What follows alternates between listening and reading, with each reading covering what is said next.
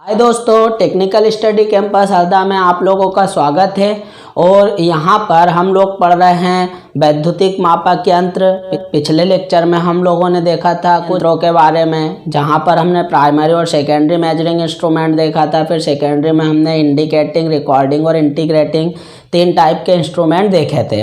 आज के इस लेक्चर में हम लोग देखेंगे इंडिकेटिंग या सूचक यंत्रों पर लगने वाले बलागुण। तो सबसे पहले हम स्टार्ट करते हैं सूचक यंत्रों पर लगने वाले बलागुण। तो 3 प्रकार के बलागुण कार्य करते हैं। सबसे पहला होता है विक्षेपण बलागुण, जिसे आप लोग डिफ्लेक्टिंग टॉर्क, नियंत्रण बलागुण या कंट्रोलिंग टॉर्क, और अवमंदन बलागुण या डैम्पिंग टॉर्क होता है। ठीक है, तो सबसे पहले यहाँ पर हम लोग देखेंगे कि विक्षेपण बलागुण क्या होता है। तो यहाँ पर मैंने आप लोगों को एक सूचक यंत्र का स्केल और पॉइंटर के साथ एक मैकेनिज्म दिखाया हूँ। ठीक है, तो देखिए स्टूडेंट, जब सूचक यंत्र को हम किसी प्रकार के मापन के लिए उपयोग नहीं करते हैं, मतलब वैद्युतिक परिपथ में नहीं लगाते हैं, तब सूचक यंत्र का जो संकेतक होता है वो 0 पोजीशन को शो करता है, यानी 0 पर स्थित होता है। लेकिन जब आप इसे किसी वैद्युतिक परिपथ में लगाते हैं, मान लीजिए कि यहाँ पर मैंने इसे एक वैद्युतिक परिपथ या कोई वैद्युतिक परिपथ है जिसमें मैंने इसे कनेक्ट कर दिया, और इस परिपथ में यहाँ पर I एम्पियर की धारा बह रही है। ठीक है, यहाँ पर ये I एम्पियर की धारा इस परिपथ से होकर बह रही है, और मुझे इसी धारा का मान ज्ञात करना है। ठीक है, कि ये कितने एम्पियर की धारा है ना। तो क्या होता है कि सूचक यंत्रों में धारा के किसी भी एक प्रभाव, आप बेसिक प्रभाव पढ़ते हो है ना, कि इलेक्ट्रोमैग्नेट, ठीक है, इलेक्ट्रोमैग्नेट या इलेक्ट्रोस्टैटिक या हीटिंग, है ना, कोई सा भी एक प्रभाव, है ना। आप लोग 5 प्रभाव पढ़ते हो, ठीक। तो उसमें से किसी भी एक प्रभाव के कारण यहाँ पर सूचक यंत्र के पॉइंटर के मैकेनिज्म के ऊपर एक बल कार्य करेगा। ठीक है, और यह बल इस पॉइंटर को 0 पोजीशन से आगे स्केल के ऊपर बढ़ाता है ना, जिससे आपको ये जो करंट है इसका सीधे ही मान इस स्केल के ऊपर मिल जाता है कि कितने एम्पियर की धारा यहाँ पर प्रवाहित हो रही है। ठीक है, तो समझ में आया कि जब आप सूचक यंत्रों को क्या करते हो कि विद्युत परिपथ में लगाते हो, और विद्युत परिपथ में लगाने के बाद जिस क्वांटिटी को आप मापना चाहते हो उसके किसी एक प्रभाव के कारण, यहाँ पर मैंने करंट लिया तो करंट के किसी एक प्रभाव के कारण क्या होगा कि पॉइंटर के ऊपर एक बल कार्य करेगा, और यह बल क्या करेगा, पॉइंटर को 0 पोजीशन से आगे स्केल के ऊपर बढ़ाएगा, जिससे यहाँ पर स्केल के ऊपर आपको सीधे ही इस करंट का मान पता चल जाएगा कि ये कितने एम्पियर की करंट है। आया समझ में। तो इसी बल को, ये जो बल लग रहा है जो पॉइंटर को 0 पोजीशन से आगे बढ़ा रहा है, इसी बल को आप विक्षेपण बल आघूर्ण या डिफ्लेक्टिंग टॉर्क कहते हो। कहने का मतलब ये है कि वह बल जो पॉइंटर को 0 पोजीशन से स्केल पर आगे बढ़ाता है, ठीक है, वह हमारा क्या कहलाता है, विक्षेपण बलाघूर्ण कहलाता है। ठीक है, अब यहाँ पर ये समझो कि अगर जैसे मान लो कि इस करंट का मान 5 एम्पियर है, मतलब मुझे इस मीटर से कितने एम्पियर की, 5 एम्पियर की धारा मापना है ना। तो इस 5 एम्पियर की धारा के प्रभाव के कारण इस पॉइंटर के ऊपर इतना बल लगना चाहिए कि ये क्या करे, मीटर के ऊपर 5 एम्पियर रीडिंग को शो करे। ठीक है, तभी तो आपको एक्यूरेट रीडिंग मिलेगी, है ना। यानी कि इसने क्या करना चाहिए, मीटर के ऊपर सिर्फ और सिर्फ 5 एम्पियर को प्रदर्शित करना चाहिए। समझ में आया, है ना। मतलब ये है कि जो डिफ्लेक्टिंग टॉर्क है वो कहीं ना कहीं मापी जाने वाली राशि के समानुपाती होता है।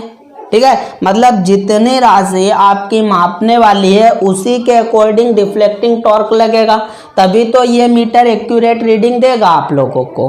ठीक है, तो यहाँ से 2 बात समझ में आ गई कि जो डिफ्लेक्टिंग टॉर्क है वो क्या होता है कि मापी जाने वाली राशि के समानुपाती होता है। जैसे आपकी बाइक में आपने जो स्पीडोमीटर देखा होगा कि यहाँ पर ये 0 को शो करता है। अब क्या होता है कि आप जैसे जैसे बाइक की स्पीड को बढ़ाते हो, है ना, वैसे वैसे उसी समानुपात में ये क्या होता है, पॉइंटर आगे की ओर बढ़ते जाता है और यहाँ पर डायरेक्ट आपकी गाड़ी की स्पीड को दर्शाता है। ठीक है, तो किसी समय अगर मान लो कि ये पॉइंटर 60 किलोमीटर प्रति घंटे की गति को दर्शाता है, तो आप क्या कहते हो कि बाइक की जो स्पीड है वो कितनी है, 60 किलोमीटर प्रति घंटा है। मतलब जो यहाँ पर डिफ्लेक्टिंग टॉर्क लगा वो स्पीड के डायरेक्टली प्रोपोर्शनल है, सीधे समानुपाती है, जितनी स्पीड है उतना ही आपका टॉर्क है।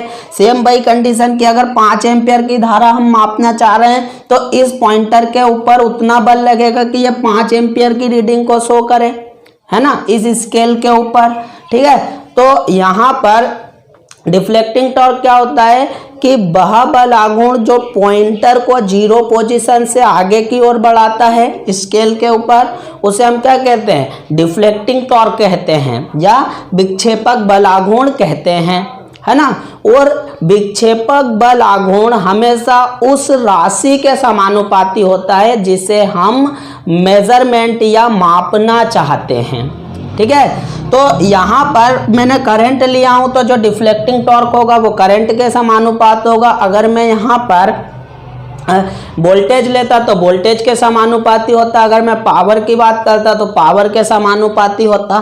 ठीक है, तो आप लोगों को समझ में आ गया होगा कि जो डिफ्लेक्टिंग टॉर्क है ना, इसको हम TD से प्रदर्शित करते हैं। तो जो डिफ्लेक्टिंग टॉर्क है यहाँ पर, है ना, एक बल कार्य करेगा जिसे आप डिफ्लेक्टिंग टॉर्क कहते हैं और ये उस राशि के समानुपाती होता है जिसे आप मापना चाहते हैं। जैसे अगर मैं यहाँ पर करंट को मापना चाह रहा तो करंट के समानुपाती होगा, अगर मैं वोल्टेज की बात करता तो ये वोल्टेज के कारण। और ये करंट के या सप्लाई के किसी एक प्रभाव, या तो इलेक्ट्रोमैग्नेट या इलेक्ट्रोस्टैटिक या हीटिंग इफेक्ट के कारण आपको मीटर के अंदर मिलता है।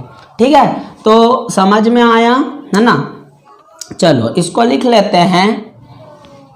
ठीक है, तो यहाँ पर मैंने डिफ्लेक्टिंग टॉर्क के बारे में 2 पॉइंट लिखे हैं कि वह बल आघूर्ण जो संकेतक को पैमाने पर शून्य स्थिति से आगे बढ़ाने का कार्य करता है उसे विक्षेपक बल आघूर्ण कहते हैं, अभी मैंने जैसा आप लोगों को समझाया। और विक्षेपक बल आघूर्ण उस राशि के समानुपाती होता है जिसे आप नापना चाहते हैं। जैसे यहाँ पर अगर मैंने करंट लिया तो करंट के समानुपाती, अगर वोल्टेज लूँगा तो वोल्टेज के समानुपाती, कुल मिला के उस राशि जिसे आप नापना चाहते हो, वैद्युतिक राशि की यहाँ पर मैं बात कर रहा हूँ। ठीक है, अब जो अगला यहाँ पर होता है ना, वो होता है नियंत्रण बल आघूर्ण। तो नियंत्रण बल आघूर्ण को हम यहीं पे समझते हैं। देखिए स्टूडेंट, जब आपने इस मीटर को वैद्युतिक सप्लाई से संयोजित किया तो करंट के किसी एक प्रभाव के कारण क्या हुआ कि पॉइंटर 0 पोजीशन से आगे की ओर बढ़ गया, है ना। अब यहाँ पर एक्यूरेट रीडिंग के लिए आपका मीटर आपको एक्यूरेट रीडिंग दे, वास्तविक करंट का मान दे, उसके लिए ज़रूरी है कि जो डिफ्लेक्टिंग टॉर्क है वो इस प्रकार हो कि यह स्केल के ऊपर सत्य मान को प्रदर्शित करे राशि के।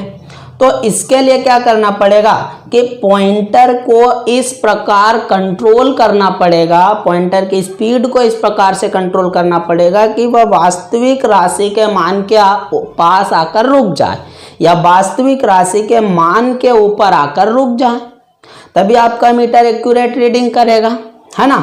अगर मान लो कि इस मीटर के ऊपर, है ना, कोई कंट्रोलिंग टॉर्क नहीं है, ठीक है, तो जैसे ही आप अगर इसको यहाँ पर सप्लाई दोगे, इसके ऊपर डिफ्लेक्टिंग टॉर्क लगेगा, कोई कंट्रोलिंग टॉर्क नहीं है, तो ये पॉइंटर इधर कहीं भी जा सकता है।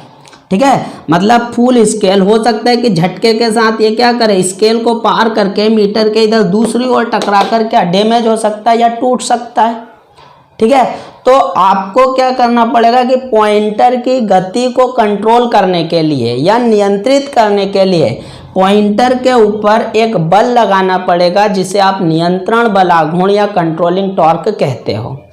ठीक है। और कंट्रोलिंग टॉर्क का जो उपयोग है वो बहुत ही ज़्यादा है। कंट्रोलिंग टॉर्क की वजह से ही हम क्या करते हैं, मीटर में एक्यूरेट रीडिंग प्राप्त कर सकते हैं। अगर कंट्रोलिंग टॉर्क नहीं होता है ना, तो हो सकता है कि हमारा मीटर एक्यूरेट रीडिंग नहीं दे।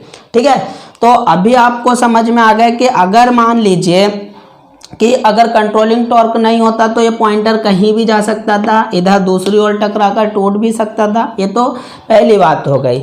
दूसरी कंडीशन ये है कि अगर आपने मीटर को सप्लाई से संयोजित किया, ये पॉइंटर यहाँ से डिफ्लेक्ट हो गया और मान लीजिए कि अगर ये 5 एम्पियर की रीडिंग को दर्शा रहा, अब आपने मीटर को क्या कर दिया, विद्युतिक सप्लाई से अलग कर दिया, है ना।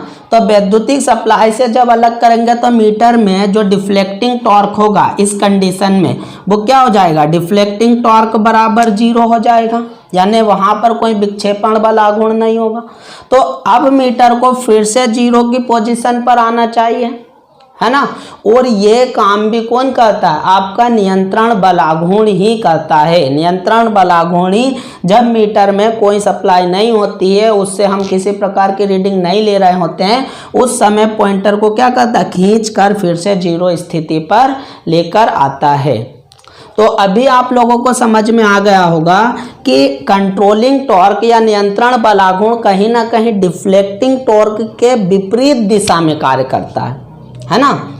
मतलब कि डिफ्लेक्टिंग टॉर्क के विपरीत दिशा में आप एक ऐसा बल लगा देते हो जो पॉइंटर की गति को हर समय नियंत्रित रखता है, उसे आप कंट्रोलिंग टॉर्क या नियंत्रण बलाघूर्ण कहते हैं। और ये नियंत्रण बलाघूर्ण क्या होता है कि हर समय, ठीक है, हर एक कंडीशन में जो डिफ्लेक्टिंग टॉर्क होता है उसके बराबर तथा उसके विपरीत होता है, ठीक है। और जब मीटर एक्यूरेट रीडिंग लेता है, मतलब जब मीटर हमारी वास्तविक राशि को, संख्या को स्केल के ऊपर प्रदर्शित करता है, उस समय डिफ्लेक्टिंग टॉर्क और कंट्रोलिंग टॉर्क का मान बराबर होता है। कैसे कि यहाँ पर है ना, क्या होगा कि 0 पोजीशन पर अगर आपका जैसे डिफ्लेक्टिंग टॉर्क का मान क्या होता है, 0 होता है ना, तो यहाँ पर आपका जो कंट्रोलिंग टॉर्क होता है इसका मान भी क्या होता है, 0 होता है, ठीक है। लेकिन हम यहाँ पर इसके अपोजिट डायरेक्शन में कंट्रोलिंग टॉर्क को लगा रहे हैं, है ना। तो जब मीटर, मान लो कि ये 5 एम्पियर धारा, तो यहाँ पर जब मीटर 5 एम्पियर धारा को प्रदर्शित करता है तो उस समय जो डिफ्लेक्टिंग टॉर्क होता है वो कंट्रोलिंग टॉर्क के बराबर होता है। ठीक, आया समझ में। मतलब क्या होता है कि मीटर से एक्यूरेट रीडिंग लेने के लिए तथा पॉइंटर की गति को नियंत्रित करने के लिए हम क्या करते हैं, पॉइंटर के ऊपर डिफ्लेक्टिंग टॉर्क के विपरीत दिशा में एक बल आघूर्ण लगा देते हैं, जिसे हम क्या कहते हैं, नियंत्रण बल आघूर्ण या कंट्रोलिंग टॉर्क कहते हैं। और जब मीटर पाठ्यांक देता है, जैसे यहाँ पर यह मीटर पाठ्यांक दे रहा है 5 एम्पियर, उस समय आपका जो डिफ्लेक्टिंग टॉर्क होगा वो कंट्रोलिंग टॉर्क के बराबर होता है, ठीक है। तो यहाँ पर चलो हम लोग लिख भी लेते हैं, है ना। मैंने यहाँ पर बताऊँ कि मीटर से शुद्ध पाठ्यांक लेने के लिए, यानी कि एक्यूरेट रीडिंग लेने के लिए मीटर के पॉइंटर पर एक डिफ्लेक्टिंग टॉर्क के विपरीत, है ना, क्या कहते हैं, एक और बल आघूर्ण लगा देते हैं, जिसे आप क्या कहते हो, कंट्रोलिंग टॉर्क या नियंत्रण बल आघूर्ण कहते हैं। और ये क्या करता है कि पैमाने के ऊपर संकेतक की गति को नियंत्रित करता है, अभी जैसे आप लोगों को बताया, है ना। अगला पॉइंट, ठीक है। तो दूसरा पॉइंट है कि जब मीटर कोई पाठ्यांक देता है उस समय क्या होता है, नियंत्रण बलाघूर्ण विक्षेपण बलाघूर्ण के बराबर होता है। और ये दूसरा पॉइंट आप लोगों के लिए इम्पोर्टेंट रहेगा, है ना। कहने का मतलब ये होता है कि जब मीटर पाठ्यांक देता है उस समय TD बराबर TC, यानी डिफ्लेक्टिंग टॉर्क बराबर होता है कंट्रोलिंग टॉर्क के, ठीक है। अब यहाँ पर जो नियंत्रण बलाघूर्ण होता है उसे हम 2 तरीके से मीटर के अंदर देते हैं या प्रोवाइड कराते हैं, ठीक है। सबसे पहले हमारा होता है स्प्रिंग कंट्रोल। कंट्रोल को समझते हैं कि इसके द्वारा हम कैसे, आप लोगों ने बचपन में खिलौने वाली कार चलाई होगी चाबी वाली, जिसमें आप चाबी पीछे की ओर ऐसे घुमाते थे और जब कार को छोड़ते थे तो वो आगे की ओर बढ़ती थी। मतलब उसमें क्या होता था कि कमानी होती थी, ठीक है, कमानी होती थी। जब आप चाबी को पीछे की ओर घुमाते थे तो वो कमानी के अंदर क्या हो जाता था, तनाव हो जाता था, है ना, स्ट्रेच हो जाता था। और जैसे ही आप उसको छोड़ते थे तो वो उसके कारण, उस मोमेंटम के कारण क्या होती थी, आगे की ओर बढ़ जाती थी। या आप सिंपल एक स्प्रिंग को जैसे अगर आप प्रेस करते हो, है ना, और फिर छोड़ते हो तो वो अपनी वापस पूर्व अवस्था में आ जाता है।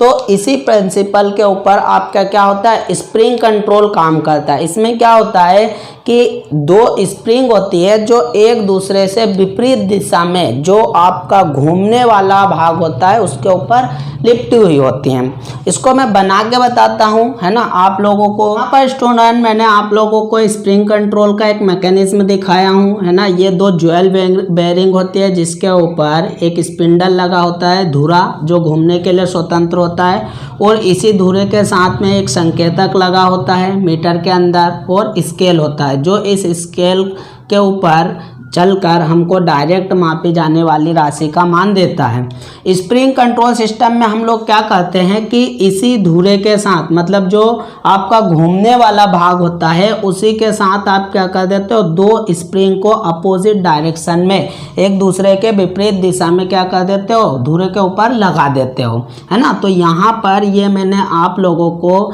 स्प्रिंग दिखाया हूँ, है ना, जिन्हें आपने क्या किया है, धुरे के ऊपर लगा दिया है, ठीक। तो जब आपका मीटर, है ना, क्या करता है, रीडिंग देता है, मतलब जब आपके मीटर के अंदर कोई डिफ्लेक्टिंग टॉर्क आता है तो आपका जो धुरा है ये घूमता है ना, जिसके कारण आपका पॉइंटर स्केल के ऊपर चलकर मान देता है। लेकिन इस स्पिंडल की गति के कारण आपके स्प्रिंग में एक स्प्रिंग आपकी खुलती है और एक स्प्रिंग कसती है, मतलब दोनों स्प्रिंग में क्या होता है, तनाव उत्पन्न हो जाता है ना, जो इस स्पिंडल के घूमने का क्या करती हैं, विरोध करती हैं।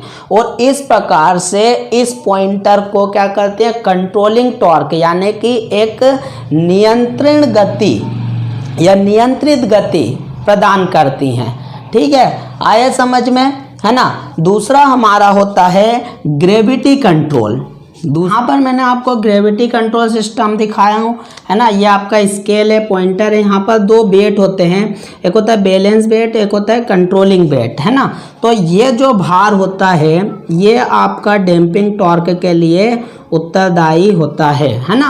ग्रेविटी कंट्रोल सिस्टम यानी गुरुत्वाकर्षण नियंत्रण प्रणाली का मतलब ये है कि गुरुत्वाकर्षण बल आप सभी लोग जानते हो कैसा लगता है, पृथ्वी में हमेशा ऊर्ध्वाधर स्थिति में रखता है, यानी कि नीचे की ओर लगता है, ठीक है। तो उसी प्रिंसिपल का हम यहाँ पर उपयोग करते हैं मापक यंत्र में, और उसी के कारण हम क्या करते हैं, कंट्रोलिंग प्रोवाइड कराते हैं, ठीक है। यहाँ पर ये जो कंट्रोलिंग वेट है इसको इस प्रकार लगाया जाता है कि जब आपका मीटर जीरो रीडिंग प्रदर्शित करे, यानी कि मीटर कोई कार्य नहीं कर रहा है ना, उस समय ये कंट्रोलिंग वेट क्या करे, पॉइंटर को जीरो स्थिति में रखे यहाँ पर, है ना। लेकिन जब क्या होगा, आपके मीटर के ऊपर कोई डिफ्लेक्टिंग टॉर्क लगेगा, और डिफ्लेक्टिंग टॉर्क लगने के कारण आपका पॉइंटर क्या करेगा, मीटर के ऊपर रीड करेगा, जिसकी वजह से आपके क्या होंगे, कंट्रोलिंग वेट और बैलेंस वेट भी आपके क्या करेंगे, इस तरीके से पॉइंटर पे गति, पॉइंटर के कारण मीटर के अंदर गति करेंगे, ये है ना। तो ये भी क्या होगा, यहाँ से थीटा कोण से आप मान लीजिए, ये मैं सिर्फ समझाने के लिए बता रहा हूँ कि ये थीटा कोण से क्या हो जाएगा, डिफ्लेक्ट हो जाएगा, है ना। और इस मतलब इस भार के कारण, ठीक है, यहाँ पर ये हमेशा अपने आप को पहले वाली स्थिति में लाने का प्रयास करेगा गुरुत्वाकर्षण बल के कारण, है ना। और उसकी वजह से आपके इस पॉइंटर के ऊपर क्या होता है, एक कंट्रोलिंग टॉर्क लगता है, ठीक है। तो इस तरीके से आपकी गुरुत्वीय नियंत्रण प्रणाली या ग्रेविटी कंट्रोल सिस्टम कार्य करता है ना। अभी हम यहाँ पर स्प्रिंग कंट्रोल और ग्रेविटी कंट्रोल सिस्टम को थोड़ा और पढ़ते हैं, दोनों का कंपैरिजन करते हैं ना। अगर हम देखिए यहाँ पर हम अगर इन दोनों के कंपैरिजन की बात करें, स्प्रिंग कंट्रोल के और ग्रेविटी कंट्रोल सिस्टम के, है ना, तो सबसे पहले थोड़ा सा स्प्रिंग कंट्रोल की ओर बात करें हम, तो क्या होता है कि हम जो मीटर है, मीटर में कई बार वैद्युतिक सप्लाई देने के लिए, जैसे अगर मान लो इस मीटर को हम वैद्युतिक सप्लाई दे रहे हैं, है ना, ये लीड है, तो यहाँ पर हम स्प्रिंग का उपयोग करते हैं, ठीक है, मीटर के अंदर सप्लाई देने के लिए। और आपको पता है कि अगर यहाँ पर हम सप्लाई दे रहे हैं, ठीक, तो अब स्प्रिंग में क्या क्या क्वालिटी होनी चाहिए। सबसे पहले जैसे ही हम सप्लाई की बात करते हैं तो क्या होना चाहिए, स्पेसिफिक रेजिस्टेंस, यानी उसका जो विशिष्ट प्रतिरोध हो वो क्या हो, कम हो, है ना, पहली चीज। दूसरी चीज ये है कि आपकी जो स्प्रिंग है ना, वो क्या होगा, मीटर के अंदर मैग्नेटिक फील्ड होगा, तो उस मैग्नेटिक फील्ड से प्रभावित नहीं होना चाहिए, इस प्रकार के मटेरियल की बनी हो। तीसरी चीज क्या होती है कि जब अगर आप सप्लाई देते हो तो उष्मा जूल के उष्मा नियम के अनुसार क्या होता है कि आपकी स्प्रिंग के अंदर उष्मा उत्पन्न हो जाएगी, H=I²RT रूल कहते हैं। तो यहाँ पर आपका जो टेम्परेचर कोफिशिएंट का टर्म आ जाएगा, यानी तापमान को बदलने से प्रतिरोध बदलता है, उसे हम पढ़ते हैं टेम्परेचर कोफिशिएंट है तापमान गुणांक में, है ना।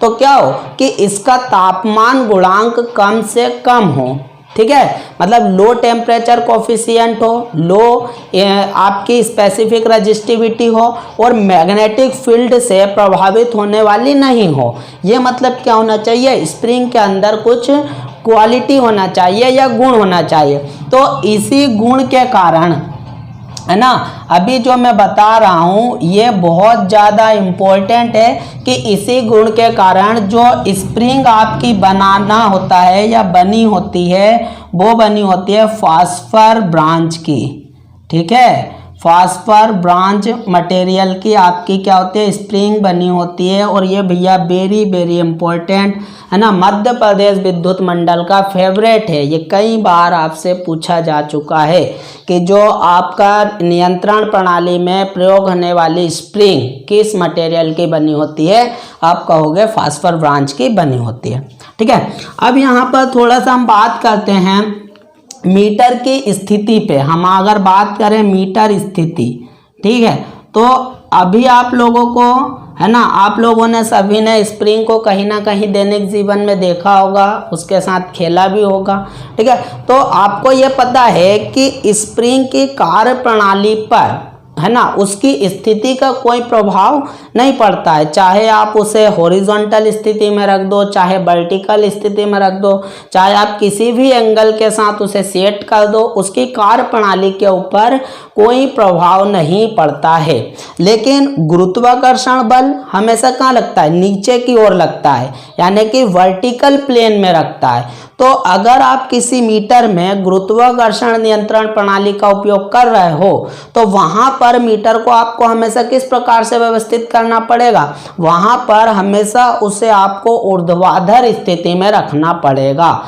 जबकि अगर आप किसी मीटर में स्प्रिंग कंट्रोल सिस्टम का उपयोग कर रहे हो तो आप मीटर को किसी भी स्थिति में रख सकते हो, है ना, ये भी इम्पोर्टेंट होता है। तो अगर हम मीटर स्थिति की बात करते हैं तो यहाँ पर लिख देंगे कि किसी, लेकिन अगर हम ग्रेविटी कंट्रोल सिस्टम की बात करेंगे तो क्या बोलेंगे कि इस प्रणाली में मीटर को हमेशा कैसा रखा जाता है, ऊर्ध्वाधर स्थिति में, है ना, ठीक है। अभी जो स्टूडेंट ऊर्ध्वाधर या क्षैतिज को लेके कंफ्यूज हैं तो मैं बता देता हूँ कि आप लोग ये प्लेन पढ़ते होंगे, first angle, second angle, third and fourth, ठीक है। तो यहाँ पर ये जो एक्स डैश, है ना, ये जो आपकी एक्सिस होती है इसे आप क्षैतिज अक्ष कहते हो, है ना। जबकि ये प्लेन वाई डैश, ये जो प्लेन होता है ये आपका क्या कहलाता है, वर्टिकल प्लेन।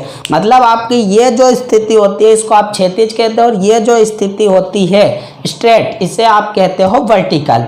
ओके, तो यहाँ पर आपको क्या रखना पड़ेगा, मीटर को हमेशा वर्टिकल पोजीशन में या ऊर्ध्वाधर स्थिति में रखना पड़ेगा, लेकिन यहाँ पर ऐसा कोई प्रतिबंध नहीं है। है ना। तो इसीलिए ग्रेविटी कंट्रोल सिस्टम का उपयोग हम ऐसी जगह पर करते हैं जहां पर मीटर को पैनल बोर्ड आदि पर हम क्या कर देते हैं, स्थिर कर देते हैं। तो पैनल बोर्ड हमेशा कैसे होते हैं, वर्टिकल स्थिति में होते हैं, है ना। तो वहीं पे हम क्या करते हैं, ग्रेविटी कंट्रोल सिस्टम को प्रीफर करते हैं कि ज़्यादातर वहीं ऐसे मीटरों के साथ ही हम उपयोग करते हैं, ठीक है। अब देखो, अगर हम बात करें तापमान की, है ना, तो अभी मैंने आप लोगों को बताया कि हम जब यहाँ पर स्प्रिंग के द्वारा सप्लाई देते हैं तो यहाँ पर टेम्परेचर आएगा। तो टेम्परेचर के कारण क्या होगा कि आपकी स्प्रिंग का रेजिस्टेंस भी बदल सकता है अगर उसका टेम्परेचर कोफिशिएंट सही नहीं हुआ तो। और क्या होता है कि जब भी अगर तापमान बढ़ता है तो धातु के अंदर प्रसार होता है, ठीक है, धातु के अंदर प्रसार होता है, जिसके कारण धातु क्या होती है, फैलती है। तो यहाँ पर अगर वो प्रॉपर्टीज आई तो आपकी स्प्रिंग का जो तनाव होगा वो क्या होगा, कम होगा, जिससे वो प्रॉपर तरीके से काम नहीं करेगी, है ना। तो यहाँ पर हम अगर बोलें कि स्प्रिंग की बात करें तो ये तापमान से क्या होती है, प्रभावित होती है, ठीक है। लेकिन अगर हम ग्रेविटी कंट्रोल सिस्टम की बात करें तो आप लोगों को पता है कि गुरुत्वाकर्षण नियंत्रण या गुरुत्वाकर्षण बल पर किसी भी प्रकार के तापमान का कोई इफेक्ट नहीं पड़ता है, कोई प्रभाव नहीं पड़ता है। तो इसको क्या लिखेंगे कि तापमान से यह प्रणाली क्या होती है, अप्रभावित होती है। अगर हम यहाँ पर अनुरक्षण की बात करें, ठीक है, अनुरक्षण की बात करें तो देखिए स्टूडेंट, जो आपका स्प्रिंग कंट्रोल सिस्टम होता है, अगर हम इससे बार बार मापन लेंगे, यानी इस मीटर से अगर हम बार बार मापन लेंगे तो आपकी जो स्प्रिंग होगी वो बार बार खुलेगी, फिर बंद होगी, फिर खुलेगी, है ना। तो इस वजह से इसका जो मैकेनिज्म होगा स्प्रिंग का, ये लूज हो जाएगी, स्प्रिंग जो होगी वो लूज हो जाएगी, है ना, ढीली पड़ जाएगी, ठीक है। उसकी वजह से क्या होगा कि आपका जो कंट्रोलिंग टॉर्क है वो इफेक्ट होगा, है ना, मतलब वो प्रभावित होगा, कहीं ना कहीं सही ढंग से ये कंट्रोलिंग टॉर्क को प्रोवाइड नहीं करेगा, है ना। लेकिन अगर हमारे ग्रेविटी कंट्रोल सिस्टम की बात करें तो गुरुत्वाकर्षण बल हमेशा एक समान लगता है, ठीक है। इसको हम कितनी भी प्रकार इस मीटर से रीडिंग ले लें, ये किसी प्रकार से क्या होता है, प्रभावित नहीं होता है, ठीक है। तो यहाँ पर हम अगर अनुरक्षण की बात करें तो कहीं ना कहीं स्प्रिंग कंट्रोल में हमको अनुरक्षण की आवश्यकता होगी। दूसरी भाषा में हम बात करें कि भाई इसको हम क्या करते हैं, स्प्रिंग से सप्लाई देते हैं मीटर के अंदर, तो अगर कहीं स्प्रिंग टूट गई तो आपका मीटर क्या करेगा, काम नहीं करेगा, है ना। तो इन सब वजह से क्या होता है कि आपकी स्प्रिंग कंट्रोल सिस्टम को अनुरक्षण की आवश्यकता होती है। तो इसमें हम सिंपल से लिख लेंगे कि आवश्यकता है, मतलब आपको क्या होता है, अनुरक्षण की आवश्यकता लगती है। लेकिन यहाँ पर क्या होता है, विशेष अनुरक्षण की आवश्यकता नहीं है, ठीक है, विशेष अनुरक्षण की आवश्यकता नहीं होती है, ठीक है, आया समझ में, है ना। तो ये कुछ मैंने दोनों के बीच में कंपैरिजन दिखाया था आपको, स्प्रिंग कंट्रोल या ग्रेविटी कंट्रोल। और इन्हीं सब पॉइंट के आधार पे अगर हम चलो चौथा पॉइंट और लिख लें, इसके मूल्य की बात कर लें, ठीक है। तो आपकी जो स्प्रिंग कंट्रोल सिस्टम प्रणाली होती है ये महंगी होती है, और जो आपकी ग्रेविटी कंट्रोल प्रणाली होती है ये सस्ती होती है, ठीक है। तो आई थिंक कि आपको अब कंट्रोलिंग टॉर्क क्या होता है, और हम दो तरीके से लेते हैं, स्प्रिंग कंट्रोल और ग्रेविटी कंट्रोल, ये इस डिस्कशन में आपका क्लियर हो गया होगा, है ना। और ये जो कंपैरिजन है, ये जो पॉइंट है, ये सभी आईटीआई के स्टूडेंट के लिए बहुत ही ज़्यादा इम्पोर्टेंट होते हैं। यहाँ से अलग अलग प्रकार से कई क्वेश्चन आपके बनते हैं, है ना। अभी जो नेक्स्ट था आपका वो था डैम्पिंग टॉर्क, ठीक। तो इसको समझते क्या होता है, जैसे आप लोगों को मैंने बताया कि आपका क्या होता है, स्केल होता है, ठीक है, आपके मीटर में एक स्केल होता है और एक पॉइंटर होता है।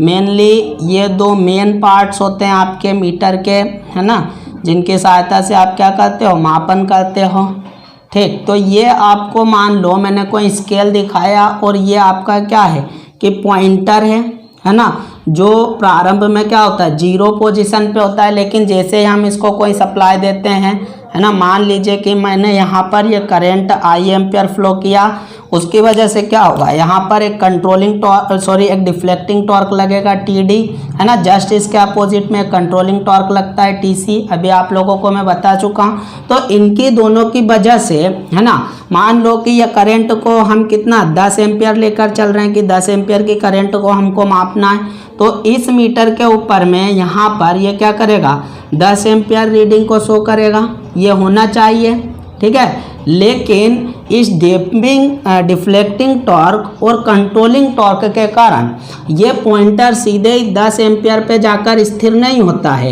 ये क्या करता है कि इस 10 एम्पियर के दोनों ओर, है ना, ये क्या करने लगता है, दोलन गति करने लगता है या कंपन करने लगता है, और धीरे धीरे धीरे धीरे फिर क्या होता है, ये स्थिर कंडीशन में आता है या स्थिर होता है, जिसके का बाद आप रीडिंग लेते हो, है ना। मतलब ये है कि जब आप मीटर को सप्लाई देते हो तो डिफ्लेक्टिंग टॉर्क लगता है, और डिफ्लेक्टिंग टॉर्क के कारण रीडिंग दर्शाता है। लेकिन एक्चुअल में ये जो मापने वाली राशि होती है उसके दोनों ओर पॉइंटर इस तरीके से आपका दोलन गति करने लगता है या कंपन करने लगता है ना। अब क्या होगा कि कंपन करने की वजह से पहले तो आप कई बार क्या होगा, एक्यूरेट रीडिंग नहीं ले पाएंगे, मतलब सही तरीके से आप स्केल पे रीडिंग पढ़ नहीं पाएंगे।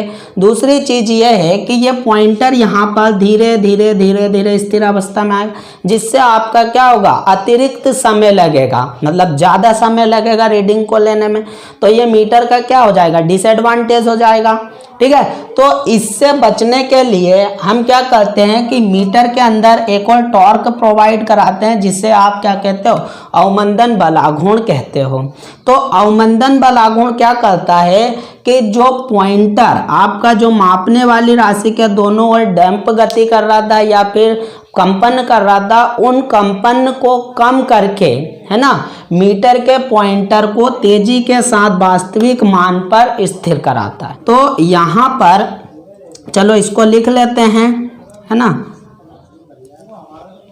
ठीक है। तो यहाँ पर मैंने बताया कि भार बल आघूर्ण जो पॉइंटर को क्या करता है, कंपन को कम करता है और वास्तविक मान पर स्थिर करता है, उसे हम क्या कहते हैं, डैम्पिंग टॉर्क कहते हैं।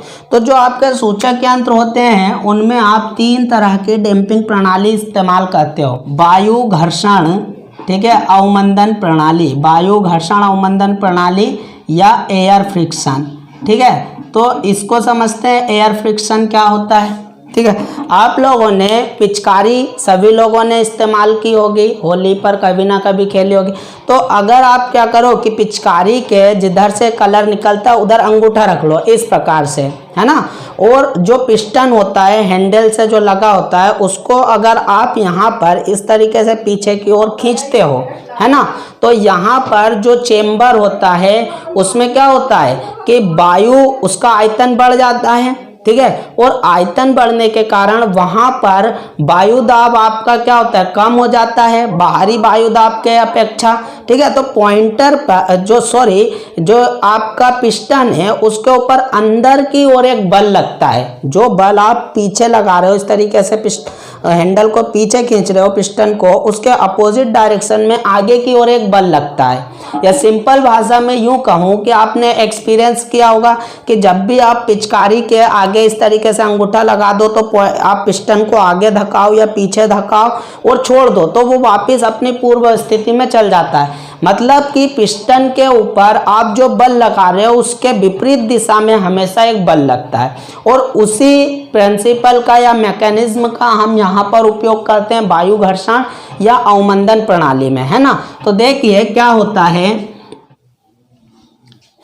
देखिए यहाँ पर मैंने आप लोगों को एयर फ्रिक्शन डैम्पिंग का एक मैकेनिज्म दिखाया हूँ, बाकी सारी चीज़ें आप लोगों को अभी मैं बता चुका हूँ स्पिंडल पॉइंटर स्केल के बारे में।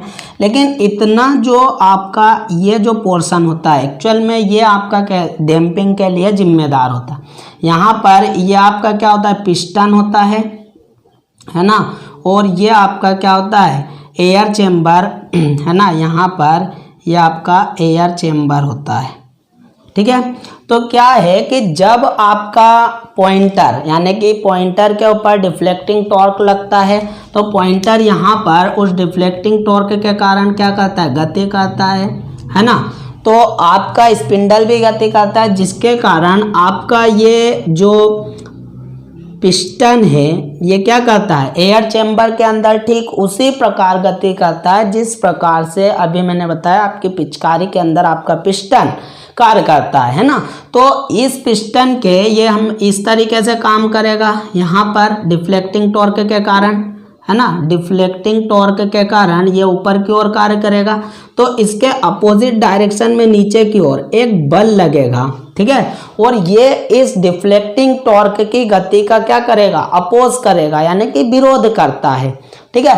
तो इस प्रकार से यहाँ पर आपकी एयर फ्रिक्शन डैम्पिंग इस पॉइंटर के ऊपर सीधे ही क्या होती है, अप्लाई हो जाती है, ठीक है। अगर हम इसके उपयोग की बात करें तो एयर फ्रिक्शन डैम्पिंग का उपयोग होता है मूविंग आयरन इंस्ट्रूमेंट में, है ना, मेगर में, ठीक है, और एक और लिख लीजिए आप वाट मीटर में।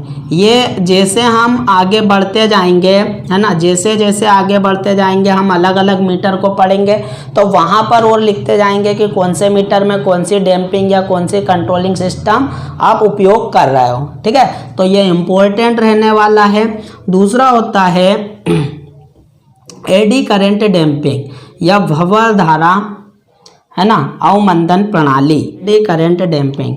सबसे पहले मैं इसका मैकेनिज्म दिखा देता हूँ। यहाँ पर देखिए स्टूडेंट, यहाँ पर मैंने आपको एडी करंट डैम्पिंग का एक मैकेनिज्म दिखाया हूँ। इसमें क्या होता है कि यहाँ पर ये एल्यूमिनियम की एक डिस्क लगी रहती है, ठीक है, एल्यूमिनियम की एक डिस्क लगी रहती है, और ये आपका क्या होता है, परमानेंट मैग्नेट होता है ना। यहाँ पर परमानेंट मैग्नेट यानी कि स्थायी चुंबक होता है।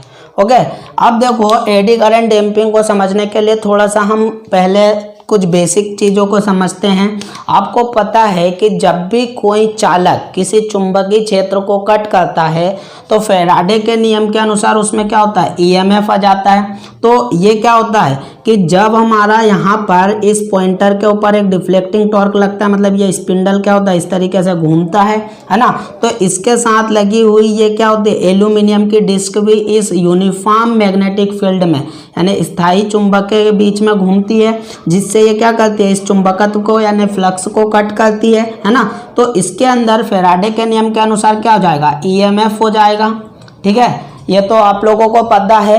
लेकिन अगर ये शॉर्ट है तो यहाँ पर इसके शॉर्ट होने की वजह से ये डिस्क के अंदर छोटी छोटी धाराएं, ठीक है, इस तरीके से छोटी छोटी बहुत सारी धाराएं प्रवाहित होने लग जाएंगी, जिसे आप लोग क्या कहते हो, भंवर धारा कहते हो या एडी करंट कहते हैं, है ना। और ये जो भंवर धारा है ना, या ईएमएफ है, ये क्या होता है, लेंज के नियम के अनुसार उस कारण का विरोध करता है जिसके कारण क्या होता है, उत्पन्न होता है। तो यहाँ पर ये इस डिस्क की गति के कारण उत्पन्न हो रहा है ना, एडी करंट या ईएमएफ, ठीक है। तो यहाँ पर ये डिस्क की गति का विरोध करेगा, और डिस्क डायरेक्टली आपके किसके साथ जुड़ी है, स्पिंडल और पॉइंटर के साथ जुड़ी है ना। तो इस तरीके से ये स्पिंडल या पॉइंटर की गति का विरोध करेगी, मतलब यहाँ पर आपको डैम्पिंग प्रणाली मिल जाएगी, ठीक है। तो ये जो हमने यहाँ पर मैंने थोड़ा सा आपको बेसिक बताया हूँ, इसको हम डिटेल्स में पढ़ेंगे ट्रांसफार्मर के अंदर, ठीक है। तो इस प्रकार से आपका यहाँ पर डैम्पिंग सिस्टम क्या होता है, काम करता है, ठीक है। आप लोगों को समझ में आ गया होगा। अगर हम इसके उपयोग की बात करें तो ये उपयोग होता है PMMC permanent magnet moving coil instrument में, है ना। ये सबसे ज़्यादा इम्पोर्टेंट है, सुपर डुपर हिट जो सबसे ज़्यादा पूछा जाता है। अब जो लास्ट होता है ना, लास्ट आपका होता है तरल घर्षण अवमंदन प्रणाली। यहाँ पर इस प्रणाली को समझते हैं, है ना। मैं आप लोगों को फ्लूइड फ्रिक्शन का क्या मैकेनिज्म दिखाया हूँ। इसमें क्या होता है कि बाकी सारी चीज़ें वही होती है, लेकिन यहाँ पर एक क्या होता है, पात्र होता है, ठीक है। एक यहाँ पर ये पात्र होता है जिसमें कोई तरल पदार्थ भरा हो जाता है, और इस पात्र को इस प्रकार व्यवस्थित किया जाता है कि जो स्पिंडल के साथ एल्यूमिनियम के ये जो पंखी मैं बना रहा हूँ, है ना, इस तरीके से आपके क्या होते हैं, पंखुड़ियाँ लगी रहती हैं, है ना। और ये क्या करती हैं कि इस तरल पदार्थ में गति करती हैं। तो देखिए जब आपके पॉइंटर के ऊपर डिफ्लेक्टिंग टॉर्क लगता है, ठीक है, तो पॉइंटर के ऊपर जब डिफ्लेक्टिंग टॉर्क लगता है तो स्पिंडल घूमता है और उसके साथ ये लगी हुई पंखुड़ियाँ भी तरल पदार्थ के अंदर घूमती है और यहाँ पर इसके इस तरल पदार्थ से इस पंखुड़ी के घर्षण के कारण, ठीक है, घर्षण के कारण आपके पॉइंटर के ऊपर क्या होता है, डैम्पिंग टॉर्क अप्लाई होता है। ठीक है, तो ज़्यादा सिंपल है, ज़्यादा इसमें कुछ नहीं है ना। अगर हम इसके उपयोग की बात करें तो इसका उपयोग होता है इलेक्ट्रोस्टैटिक मीटर में। ठीक है, इलेक्ट्रोस्टैटिक मीटर में हम इसका क्या करते हैं, उपयोग करते हैं, ये भी इम्पोर्टेंट रहेगा। ठीक है, तो स्टूडेंट हमने यहाँ पर छोटे से डिस्कशन में सूचक यंत्रों पर लगने वाले बल आघूर्ण के बारे में समझा, है ना। आई होप आपको समझ में आया होगा। Okay, thank you.